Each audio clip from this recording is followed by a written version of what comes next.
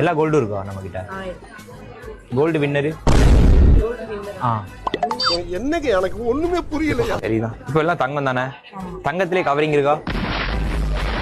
தங்கத்திலே covering தங்கம் மட்டும் தான் இருக்குண்ணே.